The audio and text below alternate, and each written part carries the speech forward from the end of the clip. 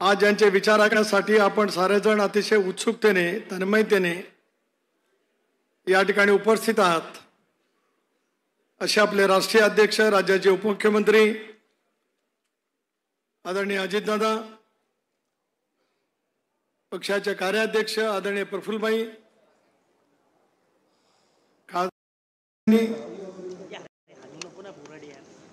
खासदार नितीन पाटील, मंत्रिमंडळातील माझे सर्व उपस्थित असलेले सन्माननीय सहकारी, विधिमंडळातील उपस्थित असलेले सर्व सन्माननीय सहकारी, पक्षाच्या संघटनेमध्ये विविध स्तरावरती काम करणारे सर्वच ज्येष्ठ श्रेष्ठ पदाधिकारी, वाहिन्यांचे प्रतिनिधी, पत्रकार मित्र आणि जमलेल्या माझ्या तमाम राष्ट्रवादी काँग्रेस पक्षाच्या कार्यकर्ते, बंधू भगिनी आणि सहकारी मित्रांनो, कालपासून आपण या शिर्डीच्या साईबाबांच्या ऐतिहासिक असलेल्या नगरीमध्ये दिशा विकासाची, पुरोगामी विचाराची ब्रीदवाक्य नजरसमोर ठेवत यशवंतराव चव्हाण नगरीमध्ये या ठिकाणी आपण जमलेलो आहोत. सुरुवातीच्या प्रास्ताविकामध्ये या 2 दिवसाच्या शिबिराच्या संदर्भातलं एक प्रास्ताविक आपल्या समोर ठेवलं आणि मला दादा प्रफुल्लभाई आपल्याला सांगायला निश्चित समाधान वाटेल की आजवर जे शिबिर झाले त्या शिबिरांच्या मध्ये अतिशय विचारपूर्वक योग्य रीतीने मांडणी करणार आणि उपस्थितांची उपस्थिती योग्य रीतीने राहून एका विशिष्ट लॉजिकल एंड पर्यंत गेलेलं हे पहिलं यशस्वी शिबिर आहे असं जर का मी उल्लेख केला तर काही चुकीचं ठरू शकणार. काल ज्यावेळेला शिबिराची सुरुवात झाली त्यानंतर एक राजकीय विश्लेषक संदीप चव्हाण यांनी आपले विचार या ठिकाणी मांडले. अभिनेते सयाजी शिंदे यांनी आपले विचार या ठिकाणी मांडले.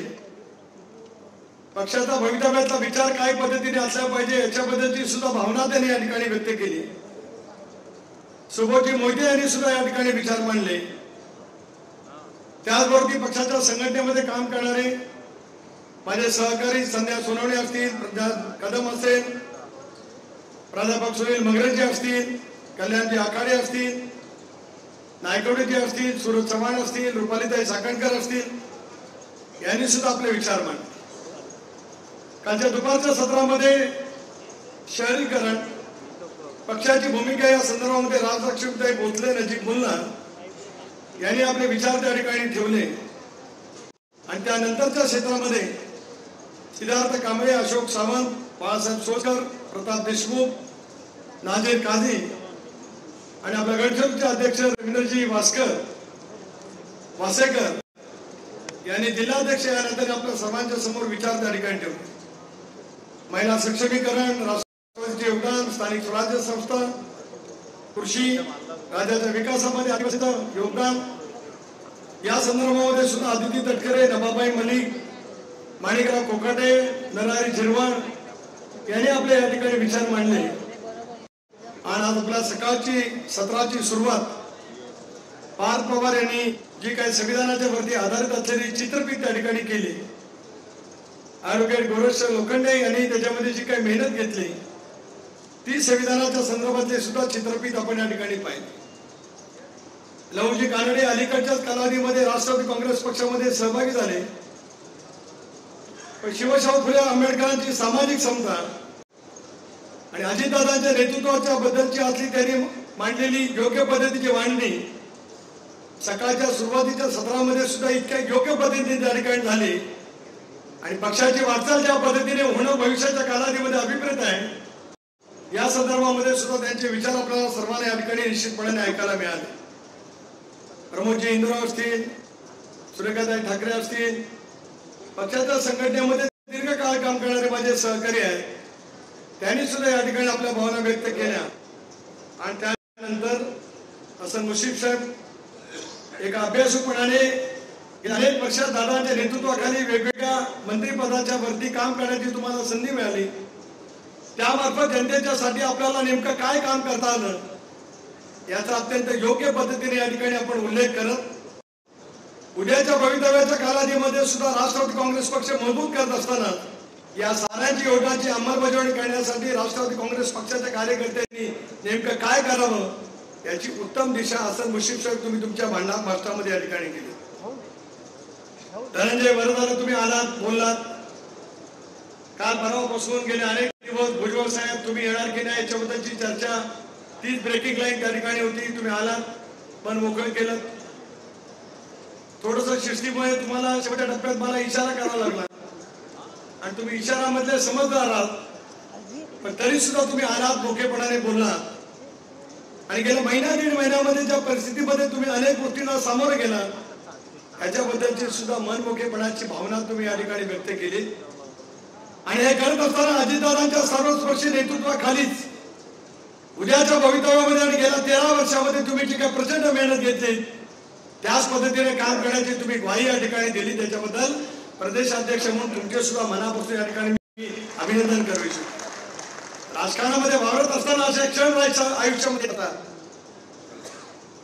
आपल्या संयमाची, आपल्या निर्णय क्षमतेची अनेक वेळा कसोटी घेण्याचे क्षण आपल्या राजकीय जीवनामध्ये येत असतात. त्याबद्दलच्या सुद्धा समर्पणाच्या भावना तुम्ही या ठिकाणी मांडल्यात. दिलीपराव, तुमचं अभ्यासू भाषण आमच्या सर्वांच्यासाठी उद्बोधक होतं. राज्यामधलं उद्याचं वाढतं नागरीकरण, राष्ट्रवादी काँग्रेस पक्षाचा ग्रामीण भागातला असलेला प्रभाव, पण उद्याच्या भवितव्यामध्ये सर्वदूरपैकी महाराष्ट्रामध्ये आपल्याला यश मिळवायचं असेल तर ज्याच्याबद्दलची काल भावना नवाब मलिकजींनी या ठिकाणी मांडली, लक्ष्मीताईंनी मांडली, नजीब मुल्लांनी मांडली, त्या नागरी भागामध्ये सुद्धा राष्ट्रवादी काँग्रेस पक्षाने नेमकं काय काम केलं पाहिजे. आणि बेरोजगाराच्या संदर्भामध्ये सुद्धा आज 50% कारखानदारीच्या मध्ये कंत्राटदारांच्या मार्फत एका बेरोजगारांना त्या ठिकाणी राबवलं जातं. या संदर्भातली सुद्धा स्पष्टपणाची भूमिका तुम्ही या ठिकाणी मांडली.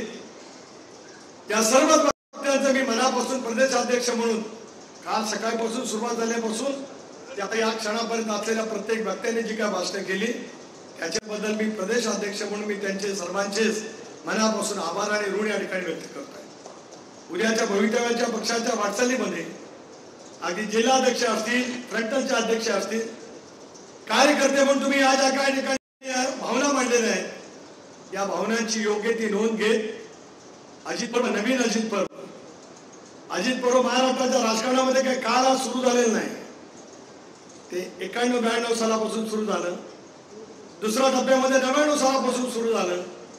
तिसऱ्या टप्प्यामध्ये आपण 30 जून 2023 मध्ये राष्ट्रीय अध्यक्ष म्हणून त्यांची नियुक्ती केल्याच्या पासून तिसरं सुरू झालंय.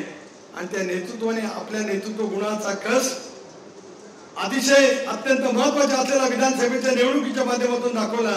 पण आज या ठिकाणी शिर्डीला अधिवेशन भरत असतानाच महायुतीचे एक घटक पक्ष म्हणून राष्ट्रवादी काँग्रेस पक्ष या ठिकाणी उपस्थित आहे. त्याचा सुद्धा अभिमानपूर्वक उल्लेख या निमित्ताने मी करू शकतो. एका टप्प्यावरती, एका वळणावरती आज राष्ट्रवादी काँग्रेस पक्ष आहे. उद्याच्या भवितव्यातले आव्हान आपल्या सर्वांच्या समोर आहे. कालपर्यंत काय घडलं याचा वाप आपण काळ करतात.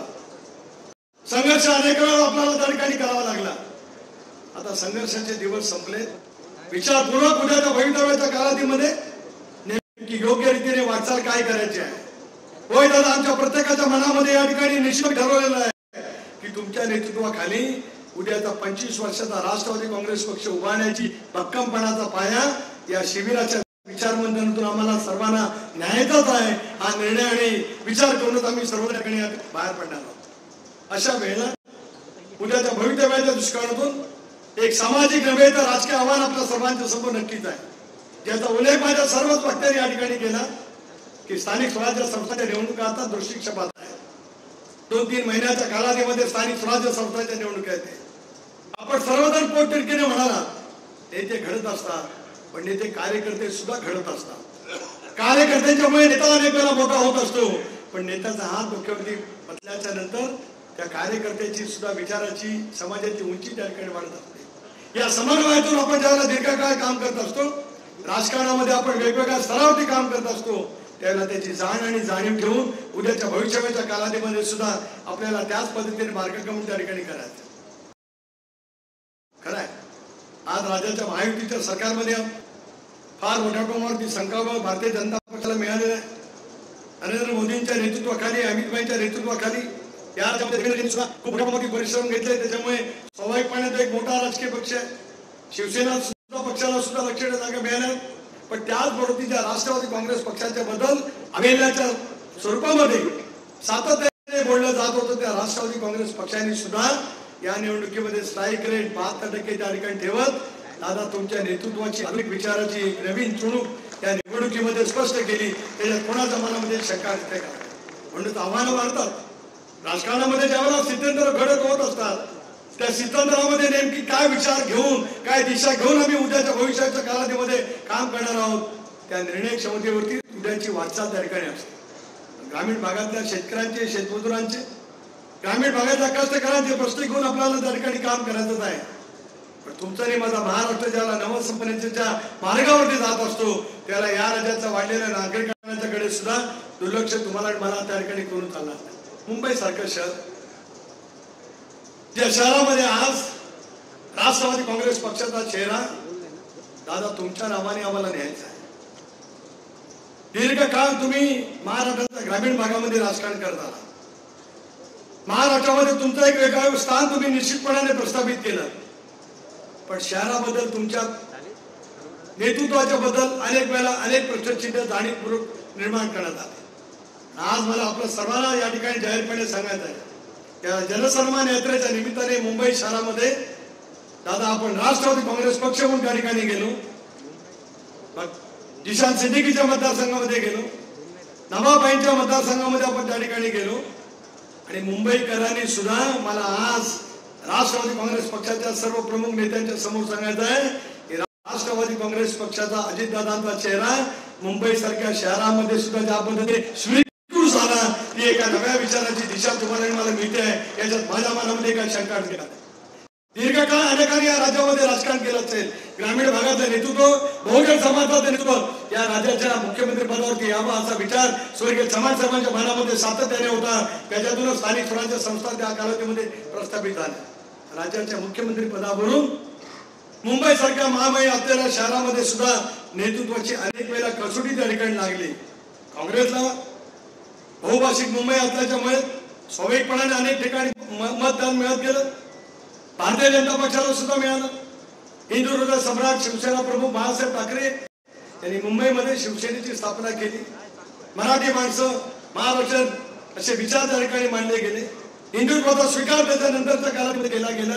मुंबईमध्ये त्यांचा विचाराचा बेस अगोदरच त्या ठिकाणी राहिला. राष्ट्रवादी काँग्रेस पक्ष म्हणून तुमच्या आणि माझ्या समोर गेल्या 25 वर्षाची आव्हानं त्या ठिकाणी राहिली. प्रफुल्लभाई, आपण मुंबईमध्ये 15 जागाच्या वरती महापालिकेकडे कधी पोहोचू शकलो, हे सत्य तुम्हाला आणि मला कधी नाकारता येणार नाही. पण आज या अजित पर्व म्हणून नव्या संकल्प करत असताना 2025 मध्ये हा संकल्प आपण घेऊन जाऊया की उद्या मुंबई शहरामध्ये सुद्धा दादा तुम्हाला घेऊन राष्ट्रवादी काँग्रेस पक्ष ज्याला मुंबई शहरामध्ये फिरेल, ते गेल्या 25 वर्षामध्ये जे यश मिळालं ते तुमच्या नेतृत्वाखाली मुंबईमध्ये आपण 100% मिळू, याच्यात माझ्या मनामध्ये काही शंका नाही. तुम्ही पुण्यनगरी घडवली. पुण्यासारख्या शहराचं महापौर पद राष्ट्रवादी काँग्रेस पक्षाकडे एक आधी सत्ता आणली. तसं पुणे सोपं नाही. पुण्यनगरीमध्ये सुद्धा इतकं प्रचंड विचाराचं पाठबळ त्या ठिकाणी मिळणं सोपं राहू शकत नाही. पुणेकर तसं सहजासहजी कोणाला स्वीकारत नाही. हा पुण्याचा इतिहास आहे. मी टीका करतो अशात नाही, मी सामूहिकपणाने बोलतोय, जे सत्य आहे ते बोलतोय. पण दादांचं नेतृत्व पुणे शहराने स्वीकारलं. विकासाच्या दिशा शहरामध्ये सुद्धा काय पद्धतीने करता शकतात ते बारामतीच्या रोगवाढीच्या रूपाने दादा तुम्ही त्या ठिकाणी दाखवलं. पण पिंपरी सारखं नवं शहर, चिंचवड सारखं नवं शहर अजित दादा तुम्ही नेतृत्व स्वीकारल्याच्या पद्धतीनंतर ज्या पद्धतीने घडलं ते पिंपरी चिंचवड कधी विसरू शकणार नाही. महाराष्ट्राचा इतिहास ज्यावेळेला 100-200 वर्षांनी लिहिला जाईल त्यावेळेला या आधुनिक पिंपरी शहराचे, चिंचवड शहराचे शिल्पकार म्हणून जसं चव्हाण साहेब महाराष्ट्राचे शिल्पकार आहेत, तसे पिंपरी चिंचवडचे आधुनिक शिल्पकार म्हणून अजित पवारांची नोंद इतिहासात कायम राहील, याच्यात माझ्या मनामध्ये शंका नाही. मी का बोलतोय? मागापासून प्रत्येक नेता या ठिकाणी म्हणत आला की आमच्या मनातलं दीर्घकाळ असलेलं स्वप्न आम्हाला साकार करत असेल तर शहरी भागामध्ये असलेल्या लोकसंख्येवरती आम्हाला लक्ष अधिक केंद्रित करावं लागेल. शहरातले प्रश्न समजून घ्यावे लागतील. शहरातले प्रश्न काय दादांनी समजून घेतले नाही काय? घेतले. पण मुंबईचे प्रश्न अधिक वेगळे आहेत. मुंबईचं स्थान या राज्याची राजधानी म्हणून इतक्या पुरता सीमित नाही, त्याचा अभिमान आम्हाला सर्वांचा आहे. छत्रपती शिवाजी महाराज महाराष्ट्रातली संयुक्त महाराष्ट्राचा 44 नंतर मुंबई या राज्याची राजधानी आहे, याचा अभिमान महाराष्ट्र नागरिक म्हणून आपल्या सर्वांच्या मनामध्ये आहे. पण या देशाची ती आर्थिक राजधानी आहे. जगाच्या पाठीवरती जी काही मोजकी शहर आहेत त्याच्यामध्ये मुंबई सारखं शहर आहे. अशा वेळेला मुंबई शहरामध्ये सुद्धा अनेक वेळा टीकाटिप्पणी झाली असेल की ग्रामीण भागातलं दादा तुमचं नेतृत्व आहे, पण उद्याच्या भवितव्याच्या कालावधीमध्ये सुद्धा बहुभाषिक असलेली मुंबई आपल्या नेतृत्वाचा स्वीकार करेल, या दिशेने वाटचाल करण्याची आवश्यकता आहे. पण पहिला संकल्प राहील नभाबाई. माझे जे आज मुंबईचे पदाधिकारी या कार्यक्रमाच्या निमित्ताने या ठिकाणी आले आहेत, पुढच्या 8-15 दिवसामध्ये आपण विचाराचं मंथन करू, परफुरबाईंच्या जवळ चर्चा करू आणि मुंबईच्या शहराची संघटनेची पुनर्बांधणी करत आगामी येणाऱ्या महानगरपालिकेच्या निवडणुकीमध्ये राष्ट्रवादी काँग्रेस पक्ष स्वतःच्या पायावरती उभं राहत त्या ठिकाणी काम करण्याचे संकल्प तयार लागू. हाच आजचा संकल्प घेऊन त्या ठिकाणी लागा. होय, महायुतीमध्ये आहोत. मी जे बोलतोय ते आज प्रसार माध्यमाच्या माध्यमातून थेटपणाने महाराष्ट्रामध्ये जात आहे. आपला पक्ष, आपल्या पक्षाचे विचार मजबूत करण्याचा अधिकार आपल्याला त्या ठिकाणी आहेच. मी तर पक्षाची साथ सोबत घेत आपण त्या विचाराची वाटचाल करण्याचा प्रयत्न करूया. पण दादा आम्हाला विश्वास आहे, ज्या पद्धतीने पुण्यनगरी पुणे शहर, पिंपरी चिंचवड शहर आणि अनेक शहरांच्या मध्ये तुम्ही कायापालट करण्यासाठी ज्या तुमच्या कल्पकतेतून, तुमच्या प्रखर राजकीय इच्छाशक्तीतून आणि तुम्हाला मिळालेल्या अधिकाराचा योग्य रीतीने विनियोग करत त्या शहराचा चेहरावर बदलण्याचा प्रयत्न केला, तसा सहभाग मुंबईच्या वतीमध्ये आपला राहील याच्यात माझ्या मनामध्ये ती मात्र शंका नाही. आगामी येणाऱ्या महानगरपालिकेच्या निवडणुका आहेत. MMRचा उल्लेख या ठिकाणी झाला. मुंबई शहर असेल, मुंबई उपनगर असेल, ठाणे जिल्हा असेल, पालघर असेल, रायगड जिल्ह्यातील काही उत्तर रायगडचा काही भाग असेल, आता मुंबई मेट्रोपॉलिटन रिजन या क्षेत्रामध्ये येतो. या क्षेत्रातले उद्याच्या भवितव्यातले अनेक प्रश्न आहेत. आंतरराष्ट्रीय विमानतळ रायगडच्या परिसरामध्ये, रायगड जिल्ह्यामध्येच आहे, पण त्याला आपण नवी मुंबई त्या ठिकाणी बोलतो. कारण आंतरराष्ट्रीय स्तरावरती रायगड असं म्हणण्यापेक्षा मुंबई शब्द आला की आपोआपच त्या ठिकाणी होऊ शकतं. पण आज ते त्या ठिकाणी विमानतळ होत आहे. अशा वेळेला त्या पायाभूत सुविधांचं जाळं निर्माण करण्याचा करतो. पाहिलं अनेक वेळेला फ्री वे ज्यावेळेला झाला त्यावेळेला मी नगर विकास खात्याचा राज्यमंत्री होतो, विलासराव त्याला मुख्यमंत्री होते. पण आपण अनेक वेळेला त्या रस्त्यावर जात येत होतात आणि MMRDच्या अधिकाऱ्यांना सुद्धा तुमच्या सूचना त्यावेळेला दिल्या जात होत्या. शेवटी कल्पकतेने अनेक गोष्टीच्या संदर्भामध्ये पावलं योग्य रीतीने उचलली की आपोआपच वैचारिक दिशेबरोबर विकासाच्या दिशेला त्या ठिकाणी कुठेतरी ताकद आणि शक्ती मिळत असते. ती देण्याची आवश्यकता खूप मोठ्या प्रमाणात होते. नागरी भागावरती लक्ष केंद्रित करण्याचा प्रयत्न होईल. त्याचा उल्लेख दिलीपा तुम्ही या ठिकाणी केला. 27 महानगरपालिकेच्या निवडणुकीला आपल्याला ज्याला सामोरं जावं लागेल त्याला नागरी भागाचे प्रश्न आणि प्रत्येक भागाचे प्रश्न वेगवेगळे आहेत. मुंबईचे वेगळे आहेत, पुण्याचे वेगळे आहेत, पिंपरी चिंचवडचे वेगळे आहेत, संभाजीनगरचे वेगळे आहेत, नागपूरचे वेगळे आहेत. राज्यामध्ये नव्याने अस्तित्वात आलेल्या महानगरपालिकेचे प्रश्न वेगळे आहेत. या प्रत्येक महानगरपालिकेच्या प्रश्नाची जाण आणि जाणीव लक्षामध्ये घेत संघटनेची एक फळी आपण त्या ठिकाणी उभा करण्याचा प्रयत्न केला तर त्या ठिकाणी सुद्धा यश होऊ शकतं. मुश्रीफ साहेब, कष्टाने एकेकाळी तुम्ही कोल्हापूरची महापालिका सुद्धा आणली. आज तुम्हाला विनंती करतोय, कागलचं तुमचं यश आम्हाला सर्वांनाच ऊर्जा देणारं ठरलं. आता कागलपुरता सीमित नाही, कोल्हापूरची जबाबदारी घेऊनच, कोल्हापूर शहराची जबाबदारी घेऊनच इचलकरंजी महापालिका आहे. पण शाहू महाराजांचा उल्लेख इतक्या पोटतिडकीने तुम्ही केला, कोल्हापूरची जबाबदारी घ्यावीच लागेल आणि हे वेगवेगळे वेतन तर घ्यावीच लागेल. ती घेऊनच तुम्हाला इथून निघायचं. फोन 1 मिनिट थोडं थांबवा, ती घेऊनच आपल्याला जावं लागेल. 100% ज्यावेळेला आपण म्हणतो उद्याच्या भवितव्याच्या कालावधीमध्ये नेतृत्वाच्या बद्दलच्या आपल्या अपेक्षा ज्या मनात आहेत, दीर्घकाळ आपण जोपासलेलं स्वप्न आपल्या मनामध्ये जे आहे त्या स्वप्नाची पूर्तता योग्य पद्धतीने करायची असेल, आजपासून 24 तास काम करण्याची हिंमत बाळगूनच आपण सर्वजण या ठिकाणी गेलो तर तो दिवस आपल्यासाठी फार दूर नाही हे मला आवर्जून या ठिकाणी त्यानिमित्ताने सांगा. कष्ट, मेहनत, राजकीय इच्छाशक्ती, कदाचित 2 पावलं पुढे जाणं, 2 पावलं पाठीमागे येणं म्हणजे 4 पावलं पुढे झेप घेण्यासारखे आहे. ते मानून जर का आपण या साऱ्या गोष्टीकडे पाहण्याचा प्रयत्न केला तर त्या दृष्टिकोन सुद्धा राष्ट्रवादी काँग्रेस पक्षाची गौरवशाली वाटचाल ही पुढच्या कालावधीमध्ये आपण निश्चितपणे त्या ठिकाणी पाहतो. ग्रामीण भागामधल्या जिल्हा परिषद पंचायत समितीच्या निवडणूक आहेत, नगरपालिकेच्या निवडणूक आहेत. पण कार्यकर्त्यांच्यामुळे आज आपण सत्तेवरती बसलेलो आहोत. त्या कार्यकर्त्यांच्या पाठीमागे ताकद आणि शक्ती उभा करण्याचा प्रयत्न आपल्याला केलाच पाहिजे. ज्या शिवशाहू फुले आंबेडकरांच्या सामाजिक समतेवरती आहोत, सर्व करारामध्ये आरक्षण कदाचित कमी टक्केवारी होईल, पण आरक्षण आहेच. म्हणजे आरक्षणामध्ये असलेल्या सर्व सहकार्यात सुद्धा निवडून आणण्याची जबाबदारी आपण आतापासून घेतली तर त्या स्थानिक स्वराज्य संस्थांच्या मध्ये जे तुम्हाला मला या ठिकाणी अभिप्रेत आहे, शिवशाहू फुले आंबेडकरांची सामाजिक क्षमता, त्या सामाजिक क्षमतेमध्ये काम करणारा प्रत्येक कार्यकर्ता या स्थानिक स्वराज्य संस्थेतून निवडून आणणं हे पक्षाचं पहिलं उद्दिष्ट असेल. त्याच्यात माझ्या 50% महिला भगिनी आहेत, त्या महिला भगिनींना सुद्धा त्याच ताकदीने पक्षाच्या माध्यमातून निवडून आणण्याची जबाबदारी आपण सर्वांनी स्वीकारणं अत्यंत आवश्यक. शेवटी उमेदवारी कोणाला द्यायची, काय द्यायची, कार्यकर्त्याला दिली पाहिजे. कोणाच्या मनामध्ये दुमत असं काही कारण नाही. काही या ठिकाणी भावना मांडली असेल की आतापासूनच आपण सुरुवात केली पाहिजे. होय, आतापासून संघटनेच्या कामाची सुरुवात होत असतानाच त्या त्या ठिकाणच्या परिसरामध्ये सुद्धा नेमकं काम करणाऱ्या पक्षाच्या संघटनेला कार्यकर्ता कोण आहे त्याची योग्य ती नोंद पक्षाच्याकडे त्या ठिकाणी राहील. ज्या वेळेला स्थानिक स्वराज्य संस्थांच्या निवडणुका येतील त्यावेळेला त्याच काम करणाऱ्या संघटनेमध्ये काम करणाऱ्या कार्यकर्त्याला किंवा माझ्या भगिनीला पक्षाच्या माध्यमातून 100% संधी दिली जाईल असा विश्वास सुद्धा या नवसंकल्पाच्या निमित्ताने या ठिकाणी देऊ शकतो. शेवटी प्रत्येकाच्या मनामध्ये भावना असतात, मी आयुष्यभर राबणार किती, नेत्यासाठी राबलो, पण नेत्यांनी सुद्धा आपल्या पाठीमागे एक राजकीय वलय निर्माण करण्याचा प्रयत्न केला. पण समन्वयातून सामंजस्यातून उद्याच्या भवितव्याची वाटचाल आपल्याला करायची असेल तर या साऱ्या गोष्टीकडे सुद्धा लक्ष केंद्रित करण्याची आवश्यकता आहे.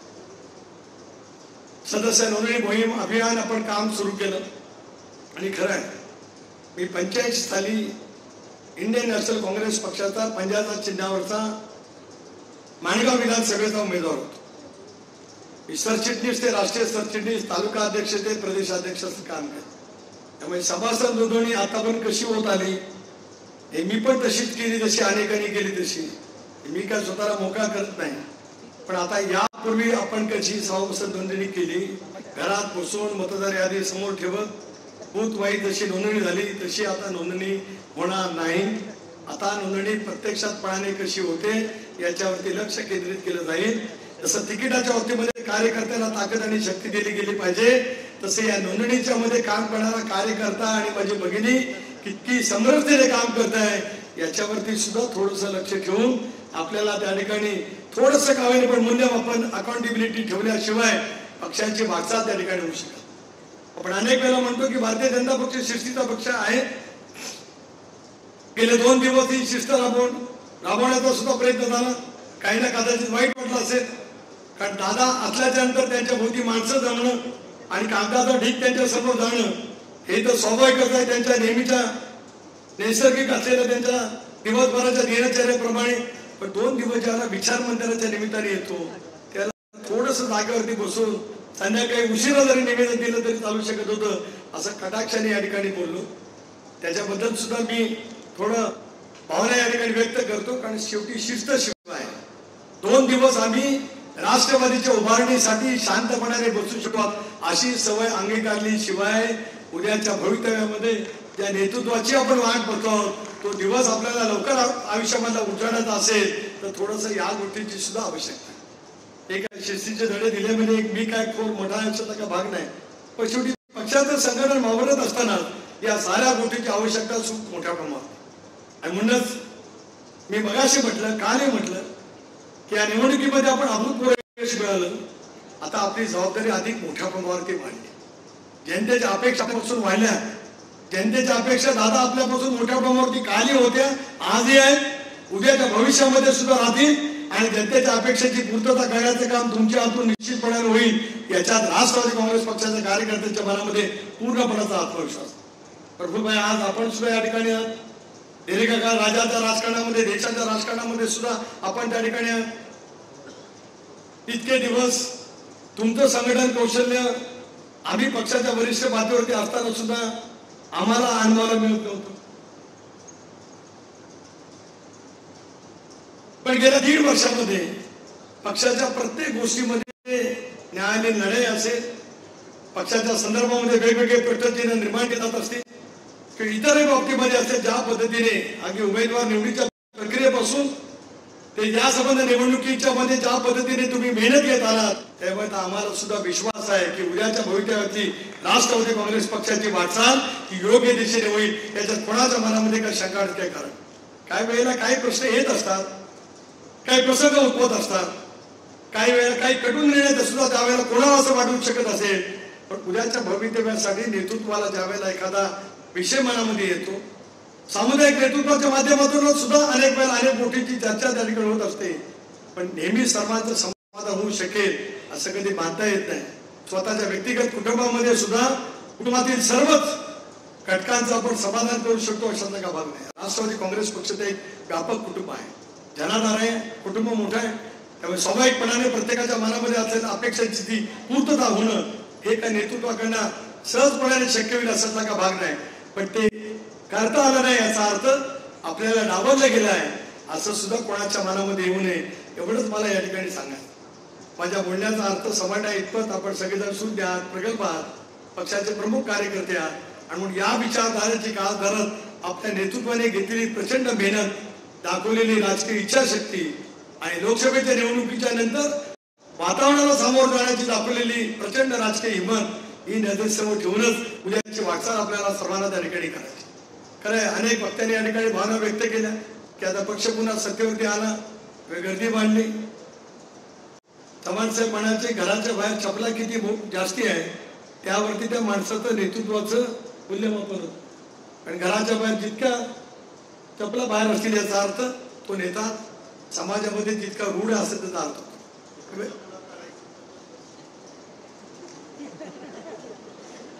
आता परत पूर्व मोडवरती आले एवढं तुम्ही समजून झाला, बाकी काय नाही. हे बोलणं अभिप्रेत होतं आणि ते आलं म्हणजे आता जे 4 महिन्यामध्ये झालं बाबासाहेब ते आता पुढे कंटिन्यूड आहे, काय काळजी करू नका. पण त्यांनी जो मला प्रश्न विचारला तो अगदी योग्य आहे की जिथे सवय नसेल जिथे नसेल तिथे काय आहे.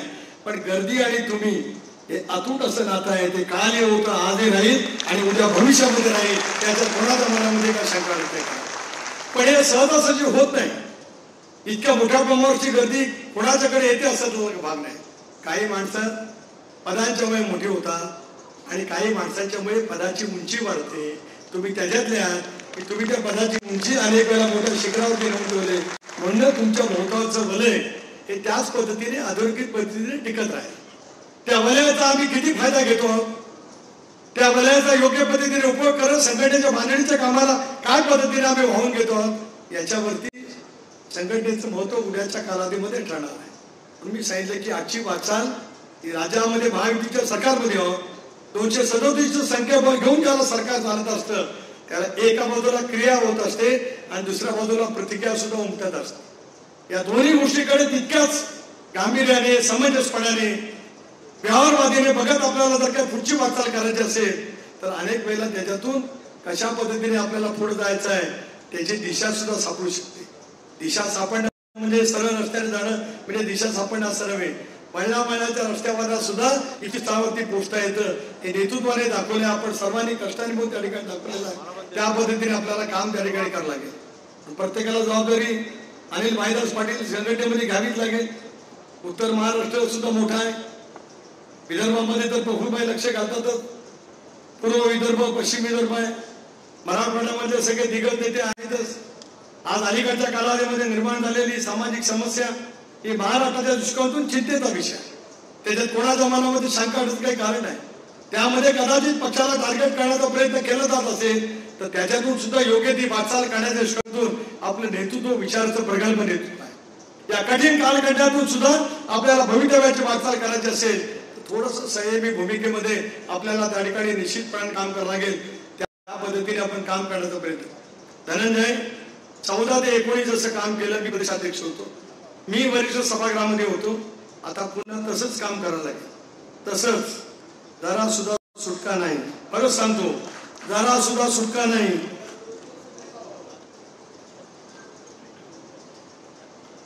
विरोधी पक्षनेता होतो माणूस, तो पुन्हा राज्यामध्ये पक्ष सत्तेवरती आणण्यासाठी करायची मेहनत करण्यासाठी होता.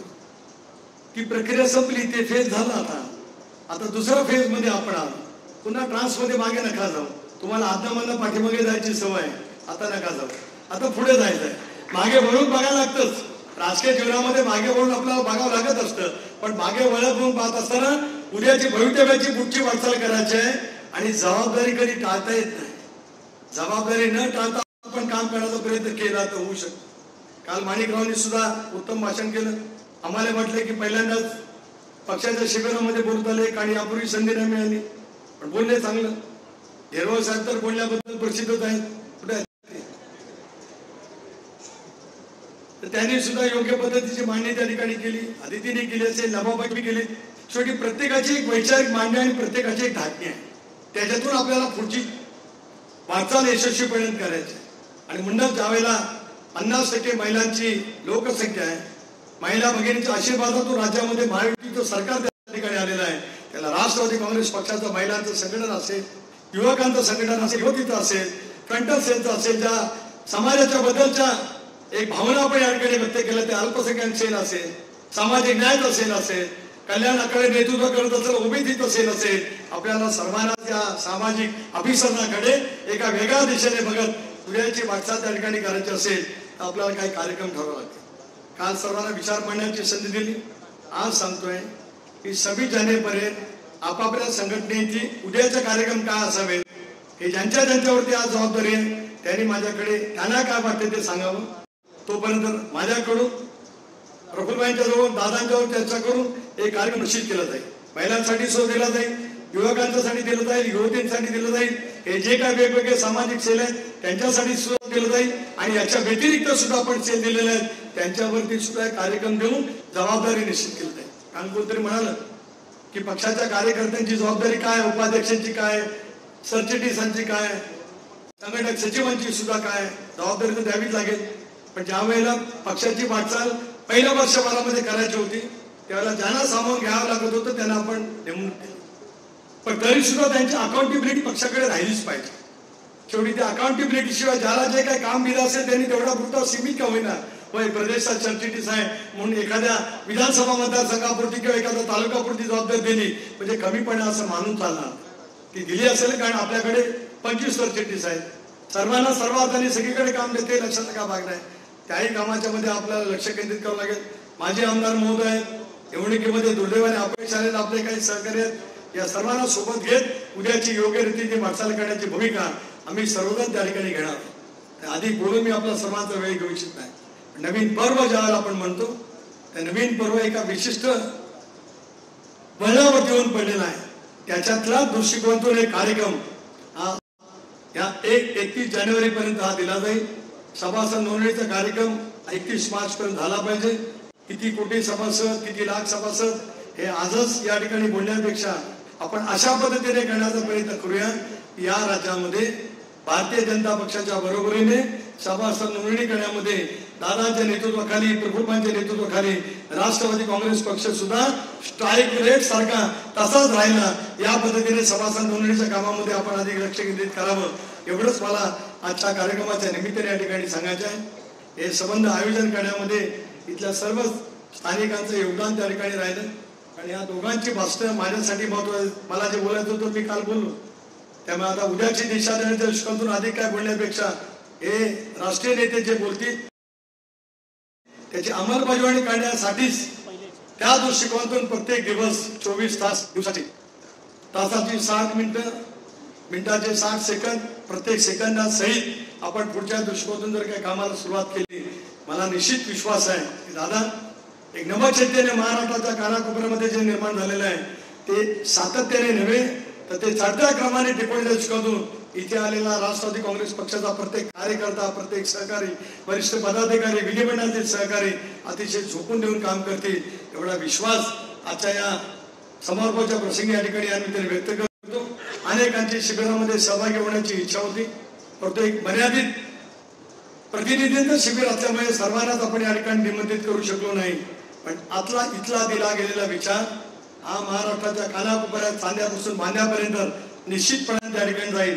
आणि वेगवेगळ्या व्यक्तींनी या ठिकाणी भूमिका मांडत असताना पक्षासाठी जे काही मार्गदर्शन केलं असेल त्याचा सुद्धा एक तऱ्हेचा छोटस माहिती एक तयार करून त्या दृष्टिकोनातून पक्षाच्या घटकाला वेगवेगळे कार्यक्रम हे उद्याच्या भवितव्याच्या कालावधीमध्ये दिले जाईल. पण एक निर्धार आपण करूया. पहिल्या टप्प्याचा एक निर्धार मे महिन्यापर्यंत होणाऱ्या स्थानिक स्वराज्य संस्थांच्या निवडणुकीमध्ये अशाच पद्धतीने आपण यश मिळवू की दादांच्या नेतृत्वाखाली विधानसभेमध्ये जो स्ट्रायकिंग रेट ठेवला त्याच्यापेक्षा वाढणारा स्ट्रायकिंग रेट सहित या निवडणुकीला सामोरं जाण्याचा निर्धार करूनच आजच्या शिबिरातून आपण सर्वांनी म्हणून या ठिकाणी जावं एवढीच अपेक्षा या कार्यक्रमाच्या निमित्ताने व्यक्त करतो.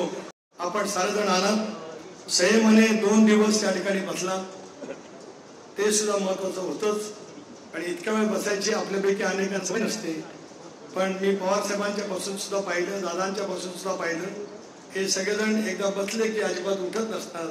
तेवढी सवय का होईना पण आपल्या अंगामध्ये आपण लावून घेतली आणि थोडंसं अनुकरण करण्याचा प्रयत्न केला तर पक्षाच्या उभारणीला त्याचा खूप मोठा फायदा होईल असा विश्वास या ठिकाणी व्यक्त करतो. नवीन वर्षाच्या मनापूर्वक हार्दिक शुभेच्छा. जय हिंद, जय महाराष्ट्र.